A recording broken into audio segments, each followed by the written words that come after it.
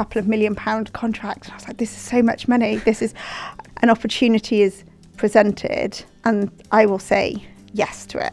I pushed myself out of my comfort zone and then shaped the comfort zone around me to the things that I liked and influenced that change. I think a lot of procurement is putting a jigsaw together. You've got lots of different pieces or problem solving and pulling that all the way through. I think to have those relationships, it's a human to human relationship.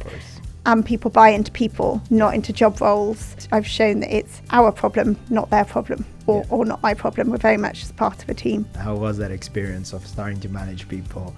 I was terrible. It was not having the trust in myself. Having a label of a manager is no different to what I'd been doing for however long with my stakeholders and leading them. Right. It's about guiding and influencing and really making sure that I'm there. In 2019, I was diagnosed with cancer. I didn't want to be defined by it. I'm only successful if my team are successful. There's no hierarchy. I will get involved in, there's a £50 contract and the team is slammed, I'll do the £50 contract. I will roll my sleeves up and I will get involved. Like, I'm very much in it with them. Don't mess with the coffee. Hi, in this podcast series, we're following the journey of some of the leaders in procurement and supply chain. Join me as I go through their detailed experience and what they have done to get to the point that they have in their career. I hope you're inspired as much as I will be, and if you feel like you've got a great story to share, please do so and let me know.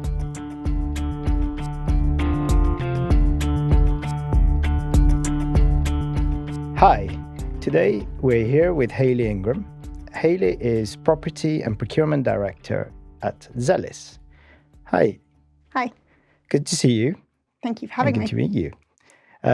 Hayley, so we'll have a nice conversation now to go through your entire career, and I look forward to it. And I'm sure we'll have the chance to speak through a number of things. Usually, though, however, we like to start with a normal piece around your current role, who you are, and what you do at your current place. And actually, it'd be great to also hear from you as to what you're proud of the company you work in and the team that you work with. So, as you said, I'm Property and Procurement Director of Zellis. Zellis is a payroll and benefits software company. We do 1 in 6 payroll payments or benefits UK-wide that go through our software. For that, I've been with the company for coming up for 3 years. And when I started in the role, it was a greenfield role. There was somebody in role before, but they were sort of getting the contracts in place, setting things up, but we didn't really have a procurement practice as such. Mm-hmm. So I came in and really transformed and looked at transforming of what we were doing. So when I started, we didn't have copies of all the contracts. We didn't have end dates. We didn't have a lot of the things which in a greenfield site is quite normal. With it, but we now have full contract repositories, we've got processes, we've got systems, which is always a good thing rather than working off Excel spreadsheets. And we've really got some order and moving from that transactional procurement activity where the business say, can you sign my deal for me, into really delivering value for the company. So that's quite a long way from where we were when I first started. So and say, what am I proud of? It's probably where we are in a relatively short time from where I started. That's incredible. And it's always exciting when you're in that green space because there's a lot to do, but also a lot of successes to be had. Yes. Yeah, good. And the company that you work for, as you say, it's a known giant in a way, which is also going to be quite an interesting thing. So we usually start these conversations to talking about who you are as a person, of course. And the question I usually ask all guests, and which I'd like to ask you, is if your family and friends were to describe you, how would they describe Hayley to us? They'd say I'm quite headstrong. I know what I want, but I'm quite reliable. I'm considerate of others and really like to understand people and bring them along with me, and take the time to get to know people. But I'm also quite willing to do the unknown. So if any of my friends want to do something that's a little bit left field, they'll usually come to me, as I'm the most likely to say yes to something a bit unusual. Yeah, I bet it's one of those scenarios where, you go, right, I'm ready to go and do this. And if your friends think of you that way, I think it's pretty clear what friends think of you in that way, which is adventurous, right? That's probably great.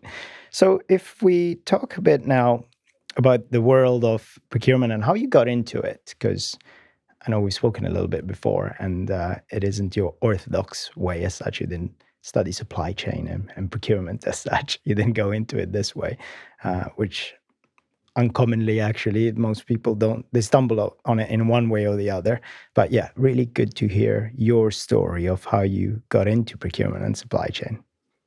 Yeah, so I did law at uni and then decided that I wanted to practice law. Did my postgrad and then was working in legal services. And I had lots of friends that were going through their training contracts, and everything that was said to me, just wasn't me. It's very different. I liked the theory. I liked a lot of that side of things, but the practice is not quite what you think. So I wasn't really sure what to do. And at the time, my boss was the head of legal supply chain for Aviva. Yeah. And I was talking to him, and I just said, I don't know what to do. I don't know where to go. I know this isn't what I want. And there was an opening, and he suggested that I went for an interview and got it, and then never really looked back from there. So yeah, absolutely stumbled into it, but it fitted really nicely with the legal side of things. Yeah. Because a lot of the work is contract based and interpreting contracts and making sure you've got the right provisions. So it was a bit of a sideways and unexpected point, but it was quite a nice fit actually with the legal side of things. Yeah, and I bet because you delved a little bit more into the operational side, into the commercial side, that must have been an eye-opener at that point in time in terms of what you're about to get into. Yes. Yeah. Because when I was looking at legal side of things, I wasn't interested in business. I wasn't interested in commercial. I was more sort of on the private practice side, family, medical, law and ethics, that side of things. So I hadn't really looked at how businesses function, any of that side of it. So when I then moved across into sort of very commercial world, it was a different world to navigate. Completely. To what I'd known and expected. So you were doing the law side of things, not with a view of business. And then you found yourself especially in that sector, a very business kind of numbers. No, you can't feel and touch the things necessarily. And it's, Yeah, I'm working with millions of pounds. Exactly. I remember the first contract being sort of a couple of £1 million contract. And I was like, this is so much money. This is so much. And I was so worried about it. But you just get used to that side of things very funny, quickly. Right? Because the numbers become a funny thing at that point in time. Because when you think about it personally at that level, when you're first starting in your career, you see these numbers and you go, wow. But then after about 4 or 5 years, it becomes all sort of, the numbers, you feel nearly ashamed that the numbers start having a different value. Absolutely. And you look at it and go, that's a relatively small contract. Exactly. But then you kind of catch yourself a little bit with that. If I had to pay for it, I can't afford it. But no, it's a funny little delving into when you get into your first few roles and actually see that. So that sector, quite complicated. And I suppose by fire, you sort of learning by fire and got into a sector which had quite a lot of nuance and quite a lot of specific sets of rules and regulation and how it worked and requirements from regulators. So you had to navigate all that. Tell us a bit about that experience and how you went about it, in particular for those who are starting out in their career. What were your quick anchor points? What did you do to find yourself in a position that you were able to fulfill this role? So I had a really good team. I had a really experienced team that I worked with. And I think to start off with, I was a bit like, I can do this. And very quickly, I realised that there was so much more to it than what I thought and how I thought about it. So it was really slowing down and listening and asking questions and really not being afraid to ask the stupid questions, because believe me, there were a lot. There still probably are today. I don't think they ever go away. They're the best sort of questions, I think. Yeah. But not just talking and listening to my team, but stakeholders as well, because they're the subject matter experts. If I need to understand something, I'm not going to be an operational subject matter expert. Of course. But I need enough of an understanding to be able to do it. So talking to people, listening and really taking the time to learn from those around me, and not being scared to try things. I think that was the other point of it was so different. Yeah. But taking that step back and saying, just try it. What's the worst that can happen? Yeah. And then in time, and relatively quickly, actually, the more you try, the more you get comfortable with things, and you don't realise how quickly you find your feet and you progress. Yeah. But absolutely listening to people, understanding and making sure that people could see that I was taking that time to understand it, I think is key. And it's quite interesting because that part of convincing yourself, just give it a go, you never know, because we obviously discussed that you are quite adventurous in your sort of personal life and just enjoy trying out new things, I suppose. But it's difficult when you translate that into work, especially to the point we just made. Oh, that's such big context, big money, big things, which I don't want to impact negatively. So you kind of are a bit more worried, risk averse, which the industry is massively risk averse as well. Yes. So that must have been quite a feat to kind of go, right, especially at that level, at that point in time, to go, let me try it, let me see if I can do this. And I assume, obviously, before you did any of these things, you are as sure as you can be that it's a safe trial or a safe bet. Absolutely. So I probably, in certain circumstances, it can be one of the negatives. But I am somebody who likes detail. So there are times for detail and there are times not to have detail, as I've been told many times in my career. But yeah, I like detail. I like to understand things and make sure that I know what's going on, but also not getting paralyzed by saying I can't know everything. So it's about finding that sort of happy medium. Yeah. And at the beginning, because I was learning so much, the more detail I had, the better. As I progressed through my career, I've got to trust that other people have the detail. Yeah. And if I want the detail, I can go and get the detail from them. I don't need to go and do it myself. But I think to start off with, not cutting corners, not looking for a quick way to deliver it, get to a point that I'm comfortable, and then act on it. Yeah. Luckily, I'm quite decisive. So once again, that headstrong. That's point. good. Once I've made my mind up that it's going to happen, it's going to happen. So taking those steps early in your career, I probably think I was more confident about doing it then than perhaps I am with some things now, because the stakes were smaller. Than they, as you progress, the stakes become bigger for you making those decisions. And do you think that's an interesting point? Do you think that's because as we grow older and more experienced in these things, you've seen the outcome of some things which can go wrong? And it's a bit like when you're young and you're like, I don't know, learning to ski or something. You just go for it, right? Yeah. And do you feel like some of that potentially was some of the reasoning you had that, and to anchor yourself, you really were quite detailed, which sounds to me is like a calculated risk, really. Risk taking. Yes. Yeah, I think that's probably a very good summary. That sounds like, it's one of those, for those who are in that part of their career, it's quite important. And I think your point around not moving too quick, but also at the same time being decisive is quite an important aspect. That's great. So when you're at that stage of your career and you are now sort of navigating your way around these large, complex things that you've now learned a little bit more about and are connecting well with other colleagues, how did that part of, interacting with a myriad of different stakeholders, colleagues, super expert, people of different age categories as well, because, you have the experienced person. How did you navigate all of that? And how did it feel like when you were at that point of your career?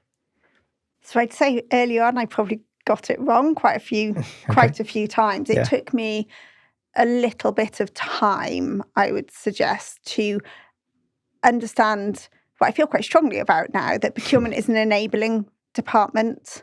We enable the business. Yeah. And we do make recommendations, but we don't make decisions. Ultimately, we'll make a recommendation that is backed up by points, but I'm not buying for me, the business, I'm buying for the business area. Mm-hmm. And I think to start off with, that took a bit of time, and I probably rubbed a few people up the wrong way of understanding. And it's that understanding of how to do business and how to navigate where you don't have that decision making, you don't have the power to influence through a position of non-power. Yeah. And you really have to work in a very different way to influence that way, rather than to influence through just do it because that's what I'm telling you have to do. Because ultimately that's not how things get done. No. That sits in it. So whilst I never said I'm telling you to do it, so do it, but I was of a different opinion as to what a procurement role was. We were going out and we were doing tenders and we were making decisions. And I probably would say that lasted for about 3 or 4 months. Oh, really? And then it was really understanding and changing how I interacted with stakeholders to make sure I got, or they got from me, what they needed, as well as me getting from them, and really working hard to influence their decisions. But ultimately, it's their decision to make, not mine. Yeah. And influencing requires you to give them confidence as such, right? How did you build the confidence in your stakeholders and people who work with you? What was your secret weapon to doing so? So initially it would be to listen. Yeah. Really understand what they want and why they want it. Because if I understand that, I can then work out how I can deliver as close to that as possible. But equally, being reliable. Making sure that if I say I'm going to do something, it's done. If it's not going to be done, I'm telling them in advance. I'm really making that connection with them on a professional level, but equally on a personal level. And again, that bit probably took me a little bit longer in my career to be able to do. But I think to have those relationships, it's a human-to-human relationship. Of course. And people buy into people, not into job roles. So you really need to authentically. So I wouldn't suggest going out and putting everything out there and saying, oh, I know that you've just had a baby, so I'm going to tell you that I've had a baby, or those sort of things. Be you and live your experience with them, and people buy into you as a person rather than you as a role. And I think for me, that's the difference between leadership and management. Yeah, that's a really nice point and a really nice tip. Just be authentic, really be yourself. And you don't need to necessarily mirror. That's effectively what you're saying, which is good. It's really good. And now you're in that stage where, you're influencing stakeholders, you're getting along and doing or fulfilling the objectives that you have as a role. How was those first few steps of one of the important milestones that we all had at that point in our career is presenting and going through some real complex or some big objectives that you've done to those very senior stakeholders? It might be a committee which actually is looking at the project, or it might be you presenting to quite a senior stakeholder group. Can you remember that first situation and how it was and what you did to prepare yourself, just to provide that insight? When my first big area that was my area, so not that I was supporting somebody else on, was a claimant legal product. All right. And at the time, the FCA on specialty lines within insurance were really interested. Yeah. Well, they were so interested. Wow. And did customers really understand what they were buying? And we had a completely outsourced solution. So claims handling, everything was done out of house. It was a product I was very familiar with because of my background on it. And I had people working with me from lots and lots of different teams. Yeah. And some of them very senior. Yep. So we had quite a few head ofs of department, and I was sort of at an assistant level. So entry level, working with very senior people on how we should service the product, and what we should do, and looking at that side of things. And there did need to be changes, but it was working through all of those changes and influencing that, because the role that I'd come from within the legal services, that was part of that product. So I knew the customer voice. I was quite lucky. So it's quite unusual within a procurement team that that's what had happened. Yeah. But I knew the customer voice. I understood the customer voice, but that wasn't my role. No. And I ended up taking on two roles, essentially because that part of the business had actually been sold by that point. So we didn't have any of it in-house.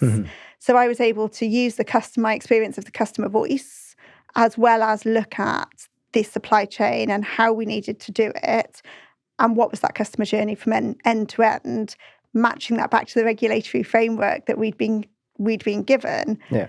So you had people who didn't necessarily fully understand all of the legal frameworks that it needed to fit within, and that's not regulatory, that's your legal processes that it then flowed through, and some of the challenges and things which I could bring to the table because of my background. So those influencing skills were quite important, and I was influencing very senior people. But really, that was the project that kicked off my career. Of course. Because of how it was delivered and the way I was able to influence people with no power to make those deliveries. And people really said, oh, if Hayley's got something to say on this, we really should listen to it, not necessarily act on it, but I tried to only speak on areas that I felt I could add value, and not in other areas. That's fantastic. There's exactly the kind of crux turning point of your career that I was keen or interested in finding out. So you picked up a really interesting point there around why it got you to where it got you to, is because you were actually exploring things which were not your core role. How important was that? And I suppose you didn't have self-awareness, or maybe you did have self-awareness at that point that it was right for you to go beyond, for you to get to a better, or maybe you were simply doing, I need to know that because the outcome has to be right. So it doesn't matter that it's not my role. I just have to find out. And how important has that been, not only in that part of your career, but throughout your career, to sort of explore outside your area of what you're being paid for, really? For me, massively. Yeah. And actually, I think I really like procurement, but they're the bits that I found really, really exciting, really interesting. Of course. To be able to do it. But it also has, I think I've been seen as somebody that will say yes. Yep. An opportunity is presented and I will say yes to it. I won't, at no point will I sit and say, but that's not my job. And I've done all sorts of things that aren't pure procurement. In fact, some things haven't even touched on procurement, but there's been a problem in the business and they've said, oh, can you come in and help? And I think a lot of procurement is putting a jigsaw together. You've got lots of different pieces and problem solving, and pulling that all the way through. So those skills have really helped me along the way. But equally, it's helped me with those stakeholder relationships and making sure that people, again, that coming back to your earlier question on trust, people trust me to deliver. And then, therefore, because they trust me to deliver, they trust what I'm saying to them if I'm making a recommendation. Because at no point, I've shown that it's our problem, not their problem, or not my problem. We're very much part of a team. You're part of the team, so not sticking to your lane only actually helps. And that's quite a crucial and key bit of advice that I would also say the same as you would, because it's one of those things that I can echo in my career, has always helped me as well. That's great. That's really, really interesting and really useful. So if we then cast back to, you're at that stage of your career, you've now achieved some great things in terms of presenting, and you shared with us a turning point in your career, which is fantastic. And now you are at that stage where I want to move on to the next stage. What do I do? How do I get there? Sometimes one of the key aspects that people get lost in is at that point going, right, what do I do next? How do I do this next? What did you do to get to that next point? Was it one whereby you were presented already a role because you're like, Hayley's great at this stuff, let's just give her this. Would you be interested in Hayley? Or was it actually identified something, I'm going to go for that? It's something I've not done before, but I've got some skills around here which I can leverage on. So I moved from Aviva to TSB. Yeah, great. Partially because it's a location in the country. I didn't want to continue to commute. So I moved to TSB. It was a completely different job. So Aviva, I worked within the supply chain, which was end to end. Yeah. We managed the suppliers, we did everything. But a lot more of the procurement work was based around the savings within a relationship. We didn't churn the suppliers. We didn't do all of that sort of thing. And I wanted to change. So I went into TSB, and they were at that point very much, this is pure contract negotiations. It was a traditional sourcing team. The contracts were then handed off to the business. Right. So it was something completely, almost alien to me. That you had that such a small aspect of it, you felt like. Probably. Yes. But I felt that I needed to push myself outside of my comfort zone to be able to do it. But I very much brought myself back into my comfort zone very quickly because the supply chain wasn't being managed in the way that I would necessarily see it. So we had another manager, senior manager, who was leaving the business, and I pretty much, without being asked, stepped into their role. And then made that role my own. Yeah. So I had to go through an interview process, but I was doing the role already and demonstrating what needed to be done before doing it. And then I was thinking, well, I want the supply chain bit back. I enjoy that bit. So once I formally got the role, I started to make those changes to find the bit that I liked and made that comfort zone, but making change as well, and really doing it, and bought the, in fact, I insourced all of the supplier management and put the controls and things around it, and grew to a sizable team. Right. Once we had the controls, as I left, we were looking to put some of it back into the business because we'd taken too much. It was about managing the right thing. So it's a long way of saying I pushed myself out of my comfort zone and then shaped the comfort zone around me to the things that I liked and influenced that change. Yeah, which is a good sign of leadership as well, because you saw it the way it works, so you fixed it and you fitted it to make sure it did that. That's really good. So we're talking leadership now, and at that point in time, you may have already had managerial experience before you got that role as such. How did that part in your career change go, and how was it? How was that experience of starting to manage people? Having to look after other people's both project and work issues, as well as obviously having to deal with sometimes the personal aspect of it. I was terrible. I'm not even going to hide behind it. I was awful because I was given a label, and that label was a manager. So whilst I'd had the leadership qualities, I then was a manager, and I thought, well, I need to do more. Yeah. And it wasn't the first person who I managed. I didn't micromanage, but it goes back to that detail point of I needed everything and I needed to understand it and things. And they were really capable, but I just didn't have the trust. And it wasn't not having the trust in them. It was not having the trust in myself. And then I had to really take some time to think about it and look at it and realise that actually having a label of a manager is no different to what I'd been doing for however long with my stakeholders and leading them.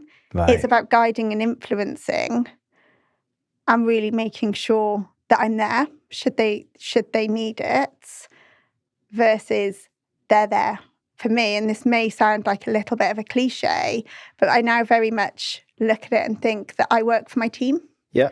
So my team, I'm only successful if my team are successful, and my role is to enable them to be successful. And we have a very open relationship. In my team, we're very open and very honest. And that means that we sometimes have those difficult conversations because that is part of leadership. But I equally have to trust them and do trust them to deliver their role. And by doing that, I think I hope they have more fulfillment in the role and coming to work than if I was taking any other step with them. Yeah.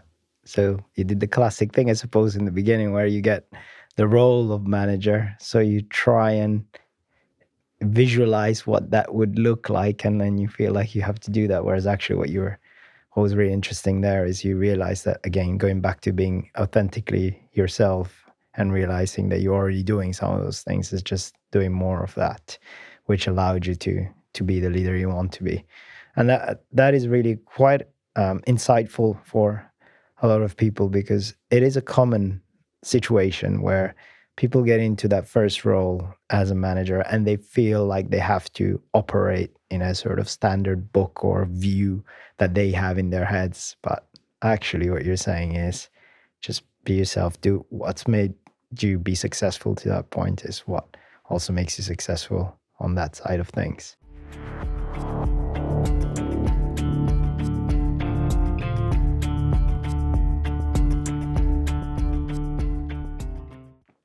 Do you think that your teams over the years, as you kind of grew in the space, of course, do you, without maybe you have spoken to them and asked them, was there something that they looked and said, I love working with Hayley because of X? What would you say what would they say if they were to speak here and say, oh, I love working with Hayley because of she's great at this? I think some of it is around the relationships and that going back to trust. Yeah. I trust my team. Yeah. So we are very much one. There's no hierarchy. Okay. I will get involved in this £50 contract and the team is slammed. I'll do the £50 contract. I will roll my sleeves up and I will get involved. Like, I'm very much in it with them. I'm very much sitting alongside them. Ultimately, the decisions rest with me, and I'm accountable for any decision that is made. But I'll always stand behind my team publicly. Yeah. We may have some challenging conversations, but I think they're about growth. That's not about, the challenging conversation is not about me saying to them, you haven't performed, you've done this, you've done that. It's okay, that hasn't worked, so what are we going to do differently? Or we've had this conversation before, so why are we still in this place? What's not working? To be able to do it. So I think they very much, or at least I hope they very much feel that I'm in it with them. Yeah. And I'm very approachable. Yeah. That they can always, whenever somebody starts, I say to them, you can see my diary. My diary's open to everybody. You can see my diary. If there's something that you need to talk to me about, judge it. If there's sort of holds or blocks and things in there, then use them. I'm here for any time you want. You don't need to schedule time with me. Yeah. I'm accessible. Just take the time that you need and let me help you. Yeah. And that can be from the most junior person in the team through to my direct reports. Yeah, I love that, because it's what comes to mind is the image. You may have probably seen this on LinkedIn and other places where there's a group of people and there's one guy sitting on a seat on top of all the people, and then they say that's a manager, and then there's the guy in the middle, right at the front, that's the leader kind of thing, and you're involved and you have to help, and that's what came to mind when you were explaining that. So that's really good. And so you're obviously managing quite a number of people now, and at that point in your career as well, you were doing that, and you must have had some situations where maybe you made some mistakes, right? You said this before. Is there any little, story or anything you want to share with us? You could share with us of something which didn't go the way you wanted to, but you've learned from, because we all make mistakes, we all learn from them, and that's how we become better, right? Yes. Anything you're willing to share with us? Yes, one of the first things I've learned, so as I said, my job is property and procurement, but this is a procurement story, but I carried it very much through into property. Yeah. Don't mess with the coffee. Never touch the coffee in an office. Yeah. So I vouch for that. as a team, we were reviewing, we did catalogue purchases. So this is when I worked for the bank. We do catalogue purchases, and we made the catalogues available and everyone could order it. And we changed the coffee. Right. Are we talking the beans, the type, It was the type. So we had Gold Blend, and we changed to a Kenco. Right. It wasn't the basic Kenco. We didn't take it that far. I'm Italian. I would not have been happy. Well, we got the unions involved. Oh wow! It went down so badly, the change of coffee, we had to change it back. So unions involved. Unions, yeah. It was raised in a union meeting as to the change of coffee, and it was done without any consultation. Wow, I can see why you carry that with you now. We don't change the coffee. Don't touch the coffee. That's probably my biggest advice. Don't change the coffee without asking people. Without asking people first. But I suppose that kind of brings it back to sometimes without knowing, these little things that you might not see as a big thing. And frankly, yes, everyone must have gone about a little bit wild back then about it. It's something which you can easily see as, it's not a big deal and you do these changes. But sometimes it's the small unknown things which have the largest impact, right? Yes, it is. I'm trying to change the coffee at the moment, and I'm not. I'm saying no to changing the coffee. Yeah. Go for Lavazza if you're going to do it. I'll take that back. Great. So that's really interesting because obviously it's one of those common themes. You make mistakes, you make little errors, and they help you and they advise you, and that's how we all learn as a child who walks and stumbles and falls, and that's how you sort of do it, right? So that's quite good. And so you're now in that phase where you're managing teams and you've got a good sort of set of teamers around you. Sometimes you get to a situation maybe where you absorb them rather than teams that you've chosen. And those situations can be complex. How do you manage those situations? So say you've got this role, and I'm sure you've had a few in your career where you go in and you acquired team members. What do you do about assessing who's right for what's happening? Give us a little bit of a view of, or some tips really for someone who's facing that right now. So I think it's different, depends what the role is.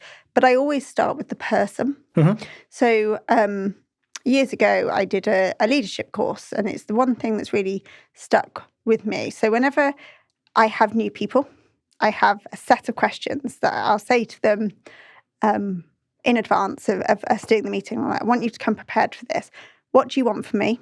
What don't you want from me? What do you do well? What do you need to improve at? What are the things I need to be aware of? So I get to know that person, and then I'm very clear with them as to what I expect. So I've understood them. It goes back to that point of saying we're a team, we're not hierarchical, and I need to understand to get the best out of people. But I'm then very clear with them on day one as to what I expect. I don't want any surprises. So if something's going wrong, tell me. Tell me the moment you think you've got that suspicion. I don't need to be involved in it, but I need to know so somebody doesn't come up to me. So it's that trust working both ways for it. I then would take time and really look and understand how they work with what they've told me, as well observing what they're doing for it. And then look. And you do get to an occasion where you just think it's not right. And it's not right for me, it's not right for them, it's not right for the business. That's very rarely happened to me. Yeah. The exact role they might be in isn't necessarily right. And then I will look, I'll give it a period of time and then look and shuffle things around for it. But and are you saying here adapting the roles around the person? So actually finding the right person for within the existing group to fit your new structure? Yeah, so some of that is because everyone's got different skill sets. So having something that is a rigid role isn't necessarily the right thing to do, because I look at the output, what am I trying to achieve? And I might need to achieve it as an individual in a different way. But equally, I think as a leader, you have to be willing to have those conversations, grown-up conversations, to say, I don't think this is right for you. What do you think? And then if we're both in agreement, working to find a different solution for them. And hopefully that's something that works better still within the same organisation, but something that they'll get more job satisfaction out of. And we don't need to go into a point of saying there's no non-performance or something such as that. That's the worst. If I get to that point, I feel like I've failed. Yeah. Because we should either be able to turn it around or find something that is better. And you've expressed quite a powerful point there around, you were mentioning around doing nothing, looking at it to understand. Usually people talk about 3-6 month plan to convert a team, put something in place.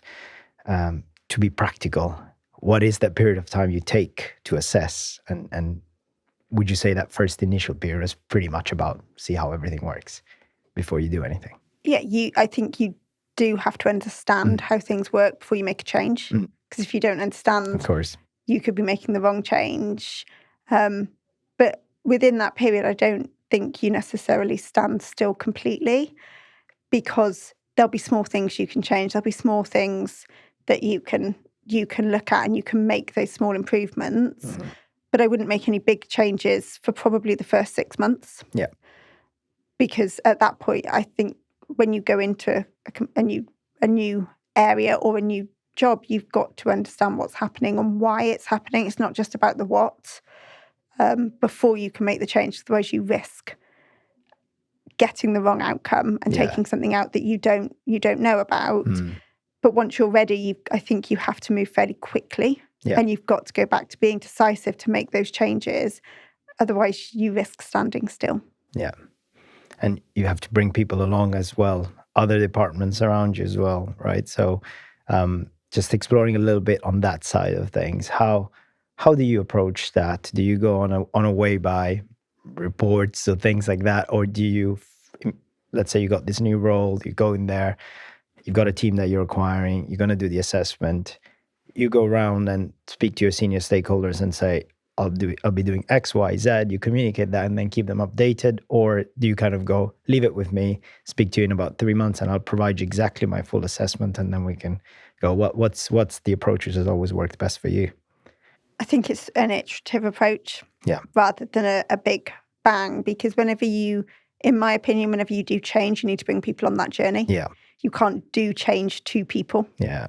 You have to take them through the emotional roller coaster that comes with it and get them to buy in, because it's easier to get them to buy in at the beginning than it is when you've got your mind made up and this is what you're going to deliver. Again, it goes back to that point that procurement is an enabling department.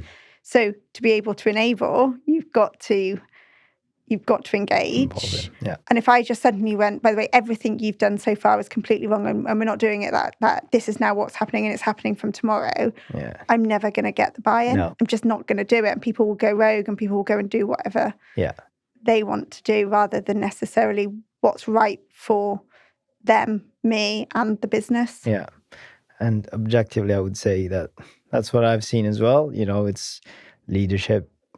Doing something successful is not like regenerating the same thing you've done 600 times. Sometimes you take the learnings and you have to adapt to every situation, which is effectively what you were saying. Yes. And that's really great. And you touched upon, of course, their people, their personal, and you as well. You know, you have your personal life, and there are things which involve your personal life. In everyone's career, there are things which influence them at a personal level. For people to understand a bit more about who you are as a rounded person, there are things something that you can share with us, of course, around what's happened to you at a personal level, which had a significant impact in your career. Be great to hear. Yeah, absolutely. So in 2019, I was diagnosed with cancer. I was working in quite a senior role. With a big team in relation to it. So I was, at that point, I was just I wanted to keep working. Everybody's different.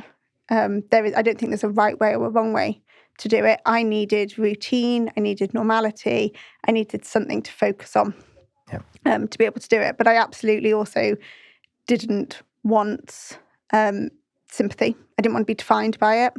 I didn't want to be defined by my job, but I definitely didn't want to be defined by that. So I think there were 4 people that knew in my whole company.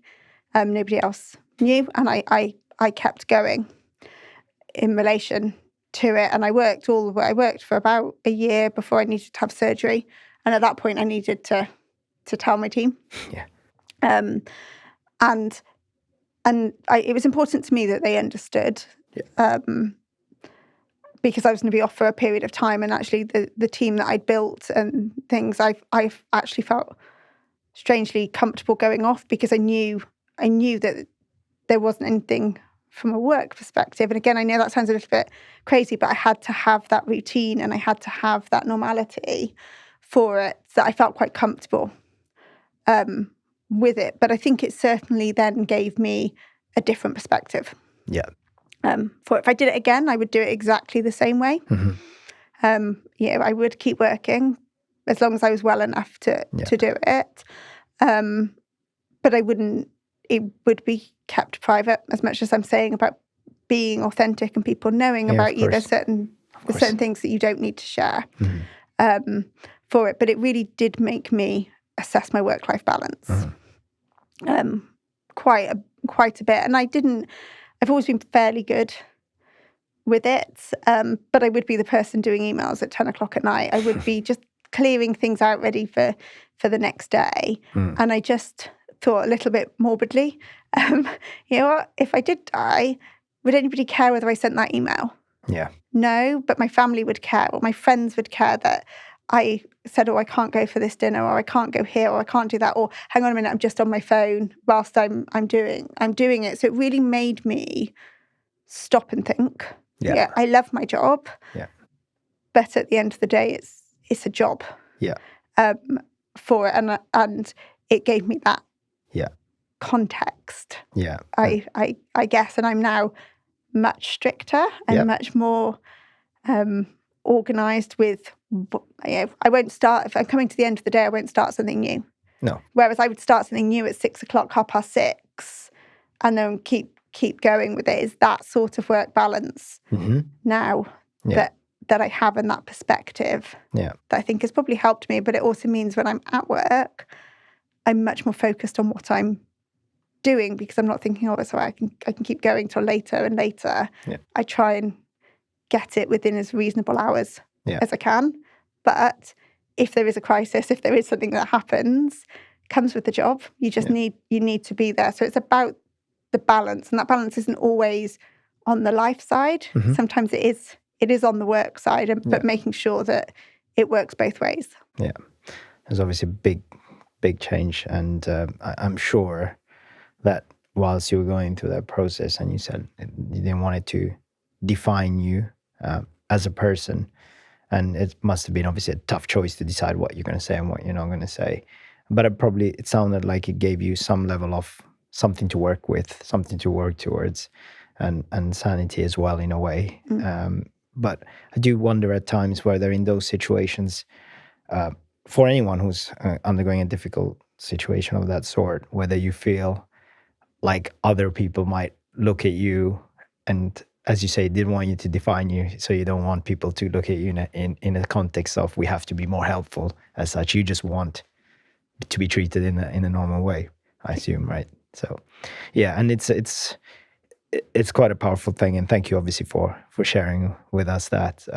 And of course, it shows to me that happened, and for anyone watching this, you can tell us that everything's fine and you're over that. Yes. And that's great to hear. And you obviously had to reboot and restart and move everything along, right?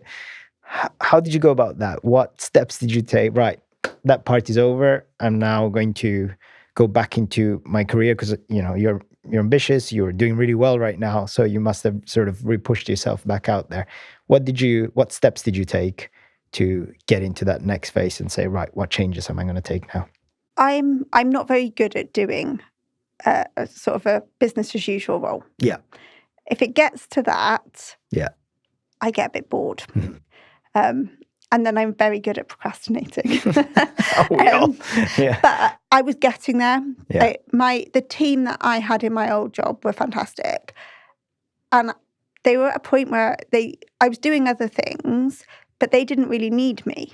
There was lots to do, but they were such a capable team to do it. And I was just a bit, I think what it gave me was that time to take that step back.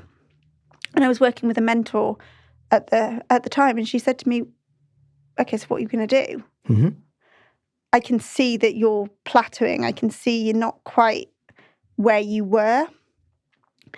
And I explained to her, how I was feeling, but I was worried about making such a big change after going through something that was so life-changing. And she sort of just made me realise that actually that's exactly the reason why you should do it. Life's too short. Your job's such a big part of it. Step out of your comfort zone.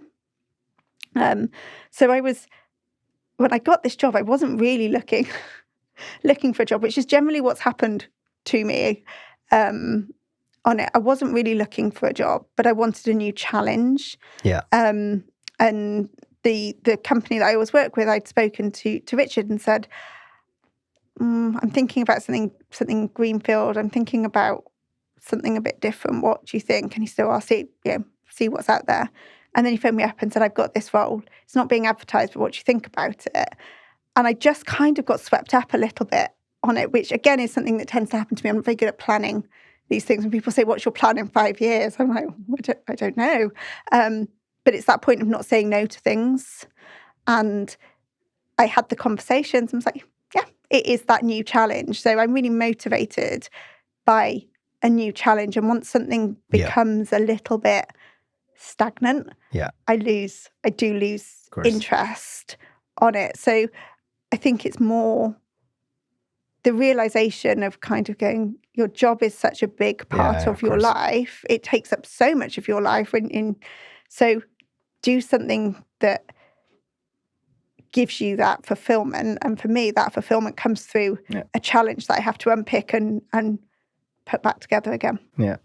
Who says that going after a new shiny thing is a bad thing, right? Absolutely. That's good. And I would say that, for those who are listening, probably Richard is the person who works with you on the recruitment side to help you, and I'm sure helping you with bringing people in as well. It's good to have that trusted advisor, a person you can work with, mentorship. Those are some of the things that you just mentioned here. Share with us how you went about mentorship, if you provide any mentorship yourself, what you did to find the right mentors, and how important were they in your career? So I've done a bit of mentoring, both internally and externally. It's interesting because I think where I've done the mentoring, they were looking for female mentors, and I was encouraged to do it, and I felt like such a fraud. All right. I really did, but I did it. And actually, I got so much out of it. And it's just a different perspective. Yeah. So being a mentor is giving somebody a different perspective. Yeah. It's not about having all the answers, and listening and asking questions and helping people to form their own thoughts. And I actually got quite a lot out of it. Yeah. But I got it because my old boss was brilliant. Yeah. He taught me so much about how I manage people or how I lead people, because every one-to-one was about, it's not about, well, what have you done? When have you done it? How have you hit that deadline? What's this problem? Where's this? That's not what it was about. You came with a problem, and he would, through being inquisitive, get you to the answer, not give you the answer. So you really then I started to really adapt how I thought about things and how I did it, and leading through on that side of things. And now with my team, it doesn't matter who you are in the team. I will meet with every member of my team at least twice a year. And that's the most junior people as well. Anyone, yeah. And that's not to talk to you about your job. Okay. It's to talk about your development.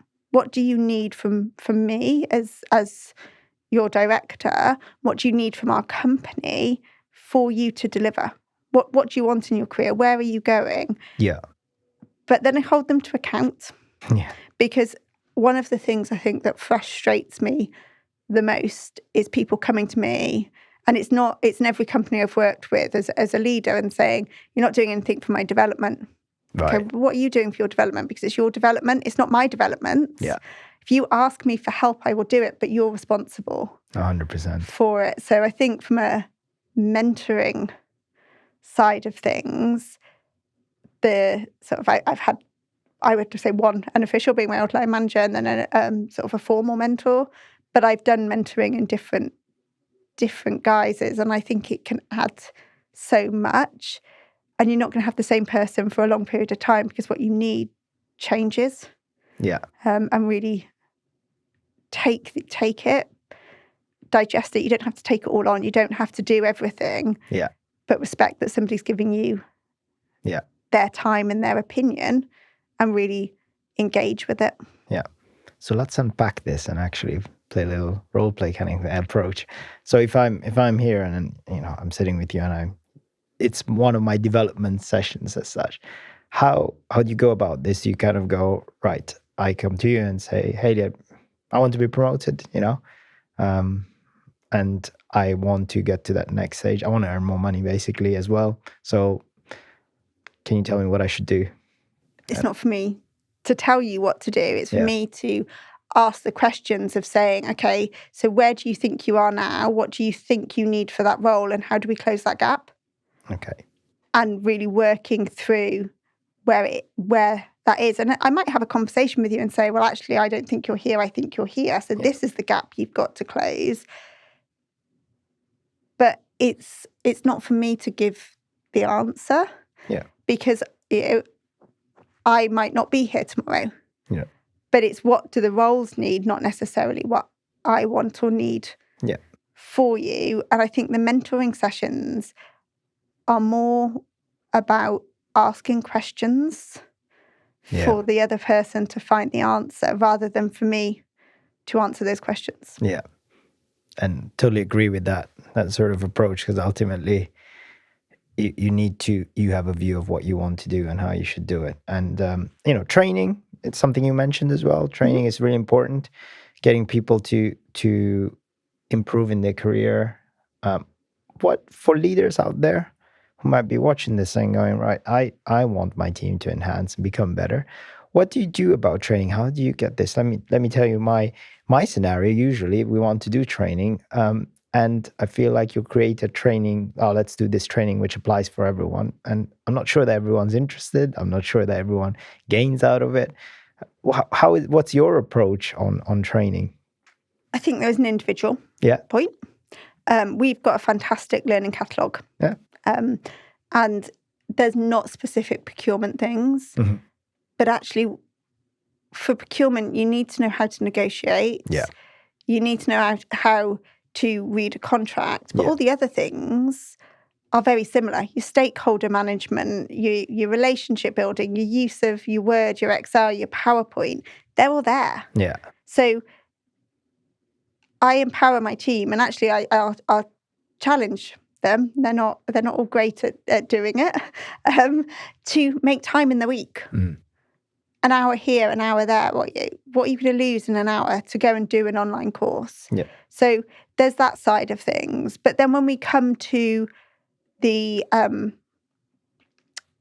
more procurement-based things and presentations and things such as that, I try and bring those into, if we do full team days, we'll do half the day as a team meeting. What's going on? Where are we? What are the opportunities? And we'll do the other half as training. Yeah. But that's not always me delivering it. Perfect. One of the last one that we just did, and I think the team hated me for it at the beginning, was presentations. We'll find out. Yeah. It was presentations. Yeah. So I made them, didn't matter what the topic was, you had to stand in front of your peers and you had to do a presentation. Oh, it doesn't matter what topic doesn't matter what the topic is. It doesn't have to be work-related or... Oh, great. Nice. And then everyone had to give 3 things that was done well and 3 things that wasn't. So it was that peer-to-peer feedback. Cool. And it was interesting because everyone's feedback was very similar on what was good for each individual, not across point, but everyone's feedback was very similar. Yeah. And things. And I spoke to the team afterwards and said, how did you find it? Because that can... I remember doing that session and I hated it. It's worse in front of your peers and your colleagues and your friends than it is standing for me. Yeah, if I had to stand in front of our CEO, I'd be like, yeah, that's fine. Yeah. And standing in front of my peers and my colleagues and doing it, who are probably going to be a lot more brutal and honest, it's hard. So if you can do it that way, you can do it in another way. So there's a bit of team and there's a bit of individual. Yeah. And what are those common themes you saw that most people are picking on? Being present. Yeah. So lots of hands, I'd say, is where hands go. Not moving from one side to another, talking to slides, projection of your voice. Yeah. In relation to it. And then the good side of things is they felt really passionate. Yeah. And they were engaging. So every single one of them was engaging and interactive in the approach. Not one talked to the slides, but nobody read off the slides. Yeah. Which was good. Yeah. And it's interesting because this is one of the key sort of milestones in your career as well, and one of those things you need to kind of enhance and improve. And there's various things, but some people will tell you be articulate. Some people will tell you gesticulate as much as possible because it makes you look personable. Others will tell you otherwise. But I suppose the key thing is identify and go and practice it. Do it. Yeah. Doesn't matter where, when. What you're saying is do it in front of your colleagues. Even though it's hard, it's difficult, it only gets you better as such. So share with us maybe a situation that you did something which was quite interesting and really pushed you, and it got you to that next level. Is there an example in your career that you can remember that you said, I was presenting this really interesting thing without necessarily giving away any commercial topics or anything like that, which you felt, well, that was out of my comfort zone, but I did it, and this is how much I gained out of it? Yes, I think presentations today are different. Here, when I started my career, you did a presentation, you stood up with a PowerPoint. Now it's more about public speaking. Yeah. And that can be in small groups for it. So I was one of the incident managers for the IT migration at TSB. So again, nothing to do with procurement. No. And I think that's documented as to what happened with that situation. But I had to host incident or war rooms with regulators. And I had to understand what was going on, play it back, make sure that everybody knew what their actions were, but also being really aware that I had a regulator. Everywhere I went, they were attached to me because I was running multiple incidents and multiple things at the same time, and understanding what was happening. It was pretty touch and go at times, and having that pressure to really stay calm in the moment. Yeah. There were plenty of times that I wasn't calm, but in those sessions you had to be, and you had to really just take that step back and forget what was happening. This was a task that needed to be done, and it was that public speaking. So I had directors, I had heads of, I had people who were fairly junior, I had people who were desperate for me to listen to what they had to say, but it had nothing to do with what we were talking about. But taking that control and speaking about it from a place that sounded like I had authority and that I was calm and that I was collected in that moment really made a difference and kind of showed the control that was there. I definitely didn't feel that I was in control in relation to it. But I think that's more of the presentation, public speaking. It's about how you present yourself rather than doing the old-fashioned PowerPoint presentation. So that's probably the example I would use. That's amazing. That's great. And thanks for sharing that. So, we're probably coming to the end of our conversation, and you're now still obviously progressing in your career, doing more and wanting to achieve more. So if I were to ask you, the typical question is, what is it that you are striving to achieve next, and what would you love to do? And maybe you can mix that in with how you see the future of procurement evolving and what role you'd like to take in that. So I think I'll start with the future of procurement. Yeah. I think AI is going to be very interesting. It's probably a hot topic that a lot of people say at the moment. I think AI in the more transactional side of the procurement and things, particularly around tail spend, is going to be an interesting one. My experience of tail spend is it's notoriously difficult to get into control, whereas looking at some of the tools and things that you could have out there, so looking for similarities, being able to almost auto-tender them and that sort of thing, taking out the sort of the necessary individual points and just the checkpoints to do it is where it goes. I think for me, it goes back to what I was saying to you on my outlook on a role. I don't have a 5-year plan. No.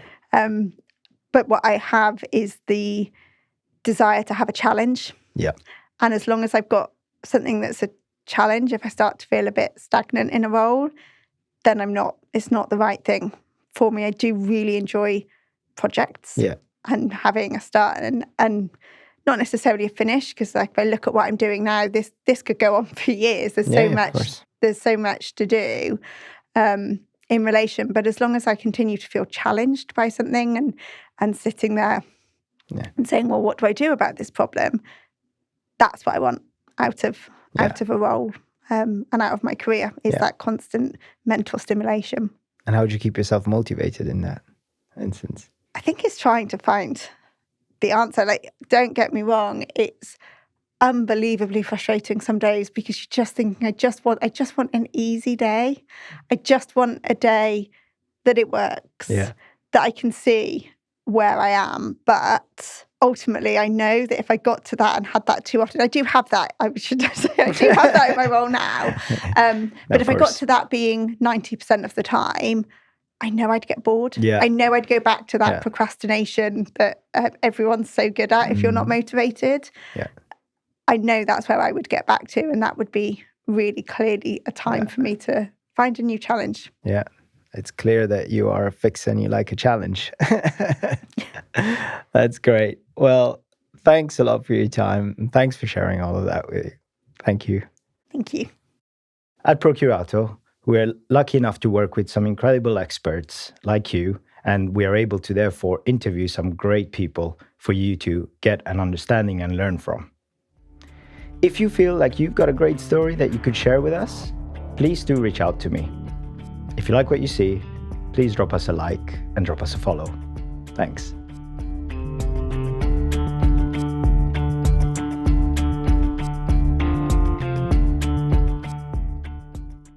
This episode is sponsored by First Executive.